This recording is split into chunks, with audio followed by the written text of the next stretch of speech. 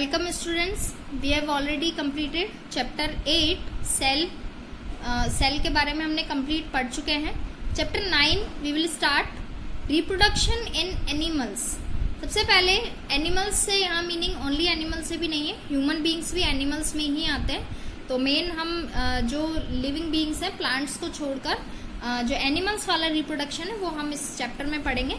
Plants का reproduction अगर आपको पढ़ना है तो वो क्लास 7th में है चैप्टर, अगर आप वो पढ़ना चाहते हैं. देन सेल हम पढ़ चुके हैं, रिप्रोडक्शन इन एनिमल्स हम पढ़ेंगे. सेम टॉपिक क्लास 10th में भी मिलेगा आपको, सेम चैप्टर है एज इट इज चैप्टर यूं का यूं क्लास 10th में भी है.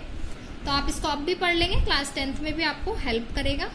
इसके बाद रिप्रोडक्शन इन एनिमल्स में रिप्रोडक्शन का जो प्रोसेस है, जो डेफिनेशन है क्या होता है, वो हम लास्ट वीडियो में पढ़ चुके हैं डिटेल में कि कोई भी लिविंग ऑर्गेनिज्म अपने ही जैसा नया प्रोड्यूस करता है, नया ऑर्गेनिज्म बनाता है, बर्थ देता है. This process is called reproduction. तो इसके बारे में डिटेल में ये चैप्टर है जो भी हम आगे पढ़ेंगे. की पॉइंट्स पहले देख लेते हैं कि इस चैप्टर में हम क्या पढ़ने वाले हैं. First is types of reproduction. Reproduction के टाइप्स कितने होते हैं अभी बता देती हूँ मैं. 2 टाइप्स हम पढ़ेंगे इस चैप्टर में, asexual reproduction and sexual reproduction. Asexual reproduction तो ऐसा होता है जिसमें सिंगल पेरेंट इनफ है किसी न्यू ऑर्गेनिज्म को बर्थ देने के लिए. एंड सेक्सुअल रिप्रोडक्शन में मेल एंड फीमेल दोनों नीडेड होते हैं. इसके बाद सेकंड टॉपिक हम कंप्लीट करेंगे oviparous and viviparous animals. Third sexual reproduction in humans.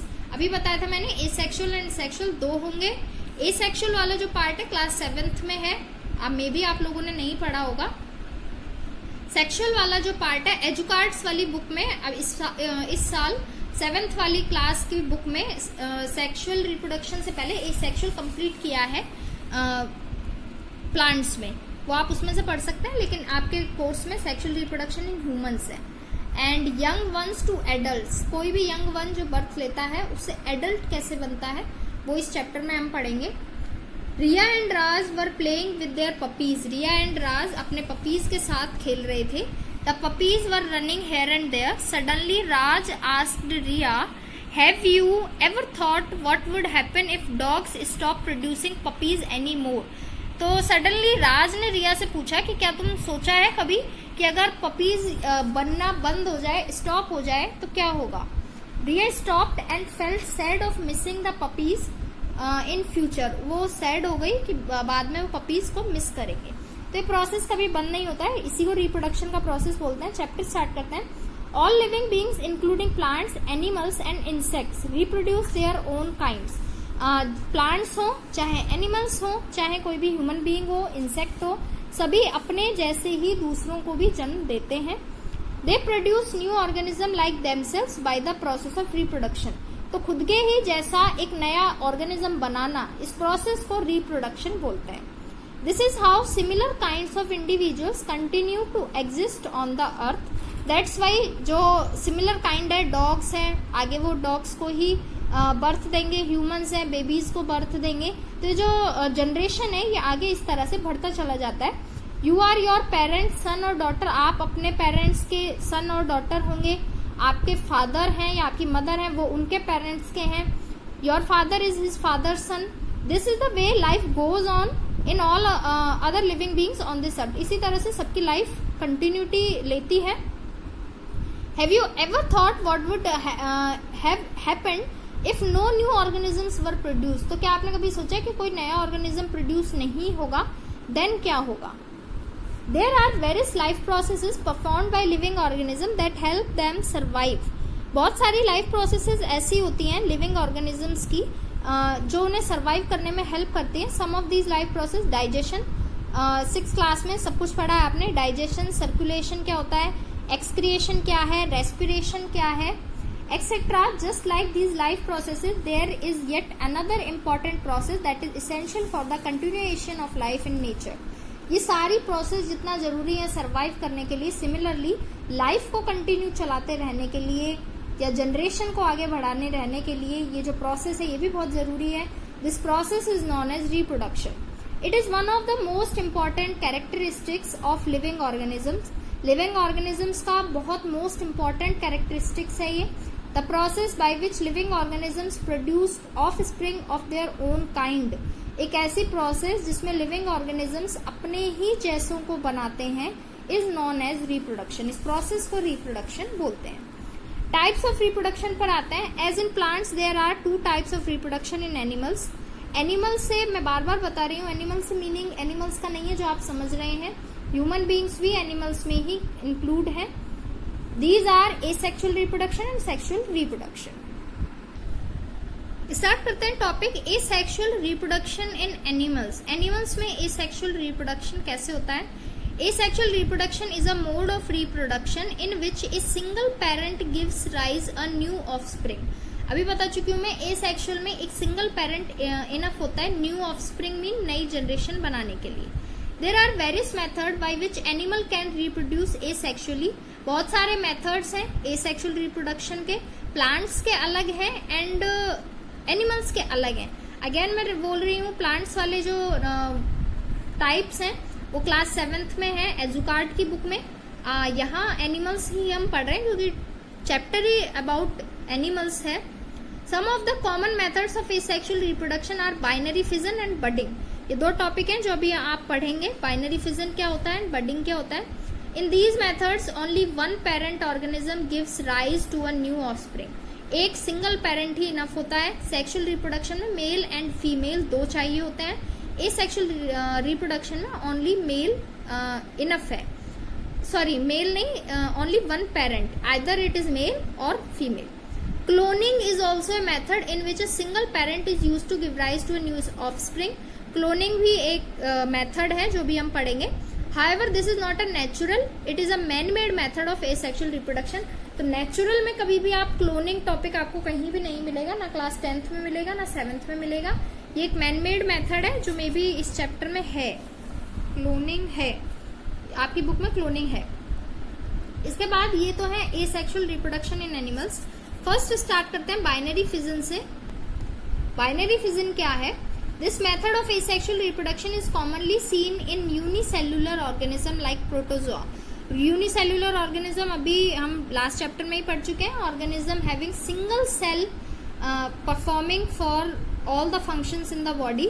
Protozoa का एक एग्जांपल ले सकते हैं, अमीबा भी ले सकते हैं। सब में जो रिप्रोडक्शन का प्रोसेस होगा वो बाइनरी फिजन होगा। अमीबा है, पैरामीशियम है, are the protozoa that reproduce by binary fission. क्या होता है बाइनरी फिजन में? First of all the nucleus of the cell divide. सबसे पहले जितना जो भी सेल है उसका न्यूक्लियस डिवाइड होता है। This is followed by moving away of the 2 nucleus and reducing the size of cell between the 2 nucleus. The size keeps on decreasing till the cell finally splits into 2 separate cells. In amoeba, पहले मैं आपको diagram से समझाती हूँ वरना आपको ये process कभी समझ में भी नहीं आएगी। और रीजन ये भी है कि क्योंकि आपने एजुकार्ड की क्लास 7th की बुक नहीं पढ़ी है, क्योंकि जो बेस है वो क्लास 7th से स्टार्ट किया गया है और क्लास 7th में आपने एनसीईआरटी पढ़ा है, वहां पर आपने नहीं पढ़ा। तो इट इज बेटर कि अगर आप या तो क्लास 7th की वीडियोस देखें, मैंने आज ही टॉपिक स्टार्ट कराया है, अगर आप वो टॉपिक देखते हैं इसके बाद ये चैप्टर पढ़ते हैं तो आपको ये बहुत अच्छे से समझ में आएगा। और आप क्लास 10th की वीडियोस हैं हाउ टू ऑर्गेनिज्म रिप्रोड्यूस, आपको चैनल पर लिंक मिल जाएगा, वहां से अगर आप शुरू से देखेंगे तो आपको ये चैप्टर ज्यादा अच्छे से समझ में आएगा। स्टार्ट करते हैं binary fission with the diagram. मैं सबसे पहले आपको डायग्राम समझाती हूँ। फर्स्ट जो डायग्राम है दैट इज पेरेंट अमीबा। जो अमीबा है ये उसका डायग्राम है। लास्ट वीडियो में हमने पढ़ा है कि अमीबा का जो डायग्राम होता है वो कभी भी डेफिनेट नहीं होता है, जो उसकी शेप होती है वो डेफिनेट नहीं होती है। शेप कैसी भी बन सकती है। बीच में ये जो है, जो सेंटर में लास्ट चैप्टर में हम पढ़ चुके हैं, न्यूक्लियस है, और ये जो बाकी है इधर जो जेली लाइक फ्लूइड होता है ये साइटोप्लाज्म है। ये सब लास्ट चैप्टर में हमने पढ़ा है। अभी जो अमीबा है ये ग्रोथ कैसे करता है वो ये प्रोसेस है बाइनरी फिजन। अब ये जो अमीबा है इसमें सबसे पहले जो न्यूक्लियस है ये डिवाइड होगा। तो सबसे पहले न्यूक्लियस बढ़ता है दोनों तरफ। एक अमीबा इधर सेपरेट होना लगेगा, होता नहीं है, पहले ऐसा लगता है। साइटोप्लाज्म भी अलग बन जाता है, न्यूक्लियस भी अलग बन जाता है। इसके बाद साइटोप्लाज्म पहले अलग नहीं होता, पहले न्यूक्लियस अलग होगा। ये न्यूक्लियस अब अलग हो गया और इसमें ये न्यूक्लियस अलग हो गया। साइटोप्लाज्म नहीं डिवाइड हुआ, और जब साइटोप्लाज्म डिवाइड हो जाएगा तो ये यहाँ से इस तरीके से ब्रेक हो जाएगा और एक अलग बन जाएगा, दूसरा अलग बन जाएगा। और मैं आपको बता देती हूँ, जो ऑर्गेनिज्म जन्म देता है, बर्थ देता है, उसको तो बोलते हैं पेरेंट, और जो नए बनते हैं उन्हें डॉटर बोलते हैं। आपको हमेशा याद रखना है, यहाँ सन डॉटर वो वाला नहीं है, और वो आप लगा भी सकते हैं, सन का यहाँ पे कोई वर्क नहीं है। पेरेंट मीन जो जन्म दे रहा है दैट इज पेरेंट, और जो बन रहा है दैट इज डॉटर। तो आपको हमेशा याद रखना है। अब इसके बाद जब इससे इस अमीबा से और 2 बनेंगे तो यहाँ ये पेरेंट हो जाएगा, वो डॉटर हो जाएंगे, जबकि अभी ये डॉटर है क्योंकि इससे ये बना है। तो जो बना रहा है दैट इज पेरेंट, और जो बन रहे हैं वो डॉटर सेल्स बोलते हैं उन्हें। तो सबसे पहले पेरेंट अमीबा है। इसके बाद इलोंगेशन ऑफ न्यूक्लियस। इलोंगेशन का मतलब है लंबा होता है न्यूक्लियस, जिससे आगे डिवाइड हो सके। Division of nucleus eight cytoplasm. तो फिर इसके बाद पहले न्यूक्लियस डिवाइड होता है, देन साइटोप्लाज्म डिवाइड होता है। हमेशा 1 मार्क का क्वेश्चन आ सकता है कि पहले कौन डिवाइड होता है, पहले न्यूक्लियस ही डिवाइड होगा, और इसके बाद जैसे ही साइटोप्लाज्म डिवाइड होगा ये 2 अलग अमीबा बन जाते हैं। तो ये जो प्रोसेस है दैट इज बाइनरी फिजन। अब आप इसको पढ़ेंगे तब आपको अच्छे से समझ में आ जाएगा। This method of asexual reproduction is commonly seen in unicellular organisms like protozoa. Amoeba and paramecium are the protozoa that reproduce by binary fission. Binary fission में क्या होता है? First of all the nucleus of the cell divide. सबसे पहले nucleus divide होता है। This is followed by moving away of the 2 nucleus. ये वाली लाइन छोड़िए, नेक्स्ट पैराग्राफ पर आता है। In amoeba the nucleus first divides into 2 nucleus. Main आपका ये जो बाइनरी फिजन है यहाँ से स्टार्ट होता है। इसमें तो सिर्फ एग्जाम्पल देख लेना आप, बाकी जो प्रोसेस है ये यहाँ से स्टार्ट होगा। In amoeba the nucleus first divides into 2 nucleus. सबसे पहले एक न्यूक्लियस इलोंगेशन होता है, 2 न्यूक्लियस बनने का ट्राई करता है। Then that cytoplasm divide into 2 parts. इसके बाद साइटोप्लाज्म जो होता है वो 2 पार्ट्स में डिवाइड होता है, each containing A nucleus.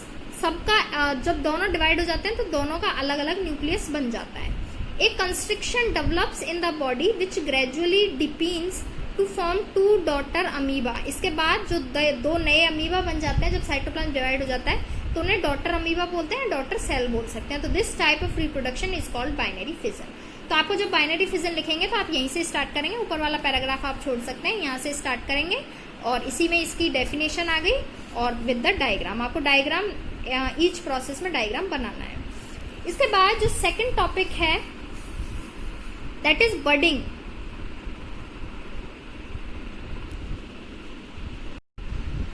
Budding क्या है? सबसे पहले वही मैं डायग्राम से आपको बता देती हूँ। डायग्राम हाइड्रा का हम डायग्राम पढ़ते हैं बडिंग में। बडिंग में जब हम हाइड्रा का डायग्राम पढ़ेंगे तो ये हाइड्रा का ये डायग्राम है, ऐसा होता है हाइड्रा। इसके बाद जैसे इसमें ये बर्ड ऊपर निकल रहे हैं, ऐसा एक बर्ड साइड से कहीं से ग्रोथ करता है। जैसे मान लीजिए ये बर्ड यहाँ से ग्रोथ कर गया, तो जब तक इसको पेरेंट से अलग नहीं करते हैं, जब तक ये इसमें ग्रोथ पूरा नहीं हो जाता है, तो पहले ये बर्ड होगा, फिर उसके बाद ये ग्रोथ करेगा, और ग्रोथ करते करते ये इसी के जैसा ही नया बन जाता है, और उसके बाद ये यहाँ से ब्रेक हो जाता है, तो एक नया ऑर्गेनिज्म अलग बन जाता है। तो इस प्रोसेस को बडिंग बोलते हैं। बडिंग में मीन क्या है कि एक बर्ड निकलता है और बाद में वो ग्रोथ करता है। This method of asexual reproduction is commonly seen in sponge, flatworms and hydra etc. In budding, a small group of cell starts forming on the body of the parent. Parent mean मैं बता चुकी हूँ, जिससे नया organism बनेगा वो parent है। उसकी पूरी बॉडी पर कहीं से भी एक बर्ड निकल सकता है।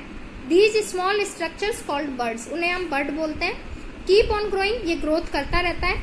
आफ्टर सम ग्रोथ, जब उसमें कुछ ग्रोथ हो जाती है, the bird separate themselves from the body of the parent. और जब ग्रोथ कंप्लीट हो जाती है तो उसके बाद वो सेपरेट हो जाता है बॉडी ऑफ द पेरेंट से। These birds slowly develop into separate new individuals. इस तरीके से जो बर्ड्स हैं वो एक नया इंडिविजुअल बना लेते हैं। In hydra A small outgrowth appears on the body. Hydra में आपको एक स्मॉल आउटग्रोथ मीन एक बर्ड निकलता हुआ दिखेगा बॉडी पर। This outgrowth is called a bird. The nucleus of the parent body divides into 2 and 1 nucleus grows into the bird. The bird grow and finally get detached from the parent body of Hydra and begins to live as an independent individual. जैसे आपने binary fission में नीचे वाला paragraph मैंने main बताया, बर्डिंग में नीचे वाला पैराग्राफ आप छोड़ देना, ऊपर वाला पैराग्राफ इनफ है। विद द डायग्राम आप डायग्राम बनाएंगे। तो बर्डिंग में आप समझ चुके हैं, किसी भी पेरेंट की बॉडी पर एक बर्ड निकलता है और वो बर्ड ग्रोथ करता है और वो ग्रोथ के बाद अलग हो जाता है, सेपरेट हो जाता है और एक नया इंडिविजुअल बनाता है। तो यहाँ पर 2 ही हैं आपके कोर्स में, budding and binary fission. Third जो है, जो मैनमेड है, दैट इज क्लोनिंग। बुक में है तो हम पढ़ेंगे ही। Cloning is a laboratory method. ये लेबोरेटरी मेथड है, नेचुरल नहीं है। एसेक्सुअल रिप्रोडक्शन का। In this method an exact copy of an organism is produce, एक सेम एग्जैक्ट कॉपी बनाई जाती है किसी भी ऑर्गेनिज्म की। It is the process of creating a new cell और a new organism from a single body cell. Single organisms ही हम पढ़ रहे हैं क्योंकि सिंगल ऑर्गेनिजम्स में ही एसेक्सुअल रिप्रोडक्शन होता है। बार बार बता रही हूं मैं, जहां भी डबल हो जाएंगे, मेल एंड फीमेल हो जाएंगे, उनमें सेक्सुअल रिप्रोडक्शन होगा। तो यहाँ हम सिंगल पढ़ रहे हैं, that is asexual reproduction. In this method, the nucleus containing the genetic material of the cell is inserted in another cell from which the original nucleus has been removed. Various attempts were made on different animals, but the first successful attempt was on sheep. सबसे पहले sheep पर किया गया था. Several clones have been produced after that, but in general, clones suffer from some irregularities. Some clones were not born properly, while other clones died soon after birth. तो जो cloning जो process है ये इसमें बेमतलब दिया हुआ है आपकी बुक में, वैसे इसका कहीं भी नीड नहीं है, आगे आप कहीं भी नहीं पढ़ेंगे क्योंकि ये एक सक्सेसफुल मेथड नहीं है। क्लोन बन भी जाते हैं तो कभी तो बनते ही नहीं है, और बन जाते हैं तो बर्थ के बाद तुरंत डेड हो जाते हैं, तो ये ज़रूरी नहीं है। एक स्टोरी है क्लोन की, वो आप पढ़ लीजिए, बाकी ये नॉन इम्पॉर्टेंट टॉपिक है। आप बाइनरी फिजन का सेकंड पैराग्राफ एंड बडिंग का first paragraph with the diagram ये आप कंप्लीट करेंगे बुक में। पहले रिप्रोडक्शन की आप डेफिनेशन लिखेंगे with the types, asexual and sexual की definition, then binary fission second paragraph, diagram, budding first paragraph and diagram, इतना आप कंप्लीट करेंगे। क्लोनिंग चैप्टर जरूरी नहीं है। एंड इसके बाद सेक्सुअल रिप्रोडक्शन है जो हम नेक्स्ट वीडियो में स्टार्ट करेंगे। पहले ये स्टोरी और देख लेते हैं। The sheep called Dolly was the first mammal formed as a clone. As a clone जो बनाया गया था उसका नेम डॉली रखा गया था। The genes of the dolly were found to be identical to that of its parent. Identical meaning होता है सेम, जो उसका पेरेंट था उससे वो सेम थे उसके जीन्स जो थे डॉली के।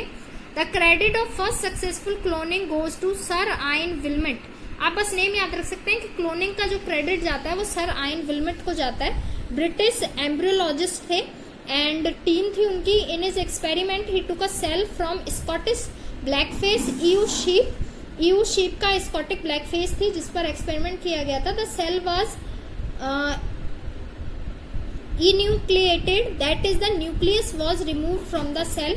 सबसे पहले सेल से न्यूक्लियस डिवाइड किया गया था।